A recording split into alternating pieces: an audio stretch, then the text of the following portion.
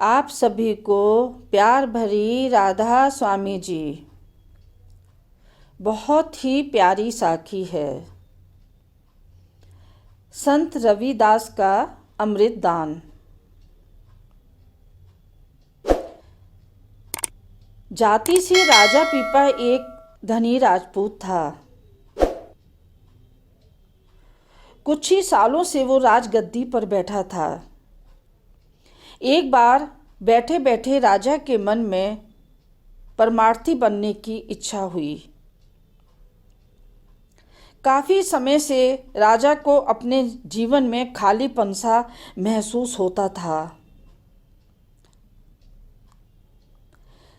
जब उसके महल में लोग इकट्ठे होते थे तो वो उन लोगों से पूछता था कि क्या कोई महात्मा हमारे राज्य में है। राजा अंदर से इतना परेशान था कि वो भूल जाता था कि मैं किससे पूछ रहा हूँ, ये अमीर है या ये गरीब है।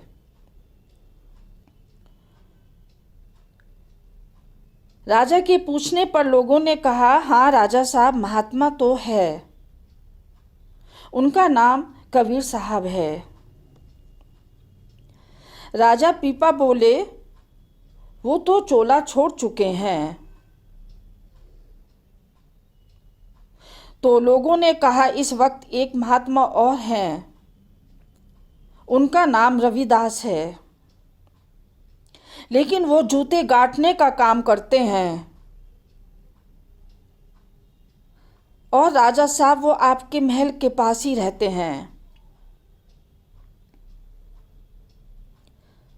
राजा अपने मन में सोचने लगा कि क्या करूं। परमार्थ भी जरूरी है और इस महात्मा के पास कैसे जाऊं। ये तो नीच जाति से है। अगर मैं सबके सामने जाऊंगा तो मेरा राज्य पलट जाएगा और लोग ऐतराज करेंगे। अब क्या करा जाए। राजा सोच में पड़ गया। राजा के दिल में भक्ति प्रेम तो था ही,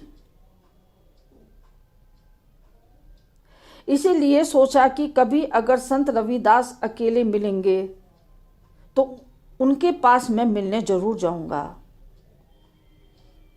आखिर एक दिन ऐसा मौका आ गया। कोई त्योहार था और सारी प्रजा गंगा स्नान के लिए चली गई थी। आसपास का पूरा इलाका सूना पड़ा था।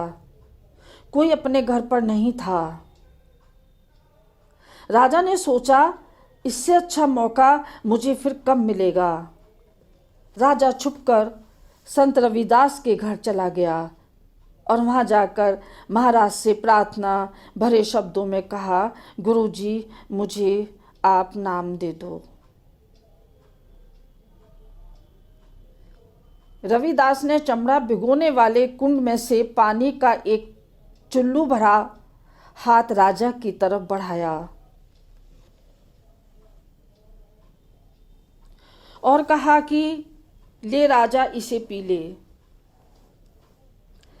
राजा ने अपना हाथ आगे करके जल ले तो लिया, लेकिन मन में सोचा कि नीच मोची के चमड़े वाला पानी एक क्षत्रिय राजपूत राजा कैसे पी सकता है।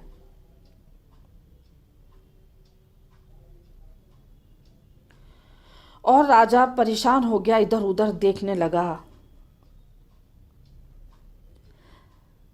कि मुझे कोई देख तो नहीं रहा। राजा के कुर्ते की आस्तीन खुली थी। उसने वो पानी अपनी बाहों के बीच में गिरा लिया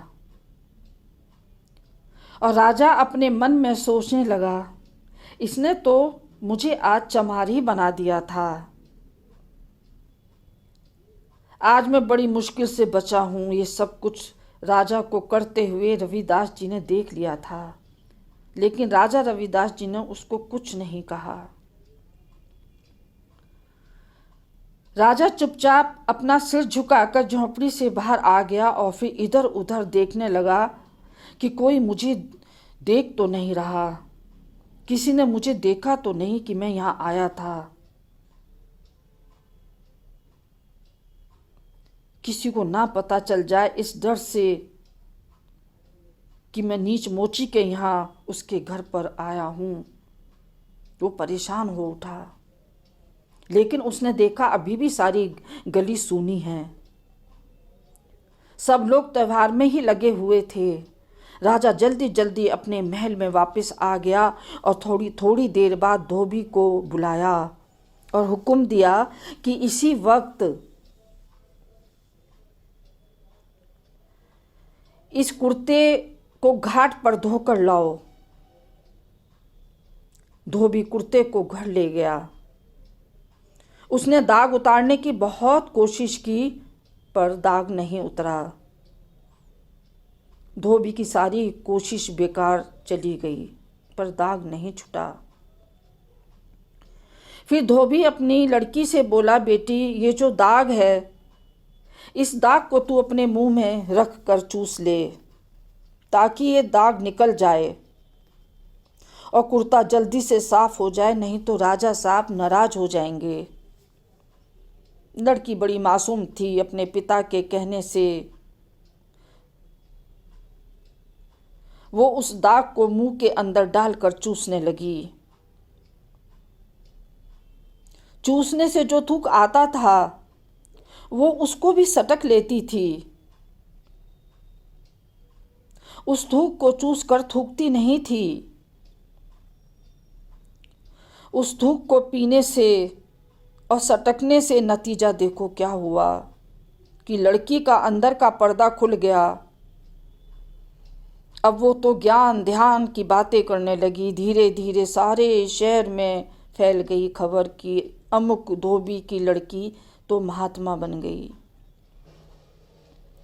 आखिर में राजा तक ये बात पहुंच गई। राजा के दिल में लगन तो लगी हुई थी।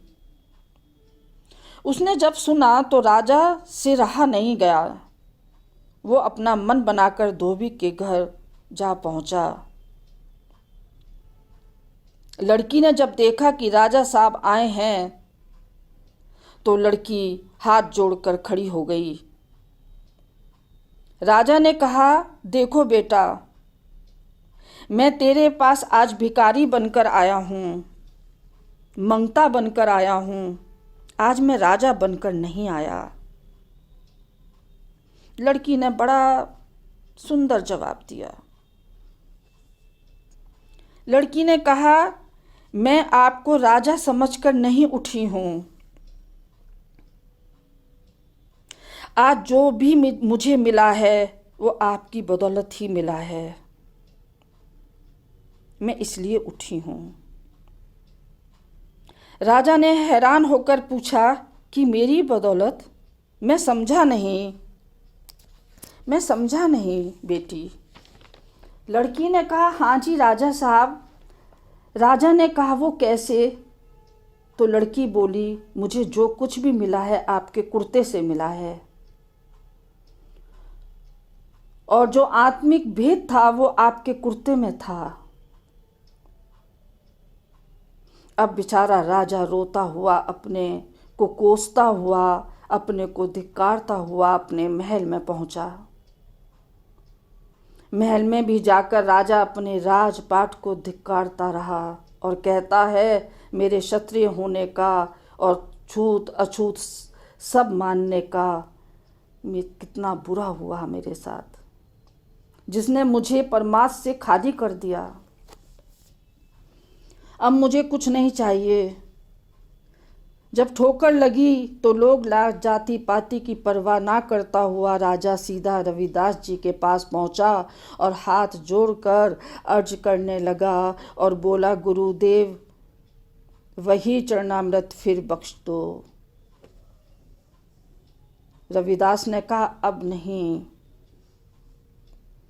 जब तू पहली बार आया था तो मैंने सोचा कि तू क्षत्रिय राजा होकर मेरे नीच मोची के घर आया है तो मैं तुझे वो चीज़ दूं जो कभी भी नष्ट नहीं हो सकती। लेकिन वो कुंड का पानी नहीं था जो मैंने तुझे दिया था वो तो अमृत था, मैं सचखंड से लाया था।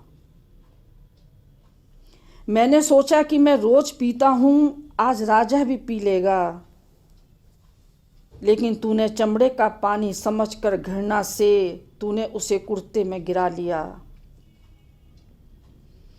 राजा बेचारा परेशान हो गया, रोने लगा। रविदास ने राजा को समझाते हुए कहा, तू चिंता मत कर, मैं तुझे अब नाम और सुमरन दूंगा। अब तू प्रेम और विश्वास के साथ अभ्यास करना, फिर देखना वो अनमोल खजाना तुम्हें अंदर से मिल जाएगा। राजा को अब सब समझ आ गया, पर मारत की तरफ तो राजा के अंदर पहले से ही थी। उसको जानने का शौक भी राजा के अंदर था। अब राजा ने नाम लेकर दिन और रात बहुत मेहनत के साथ कमाई की। राजा महात्मा बन गया। राजा पीपा के शब्द तो अब गुरु ग्रंथ साहब में दर्ज होते हैं। राजा अपना राज्य भी करता था और नाम भी जपता था। जिसने नाम को समझ लिया वो तर गया, उसका जीवन सफल हो गया। मैं आती रहूंगी प्यार भरे शब्दों के साथ। राधा स्वामी जी।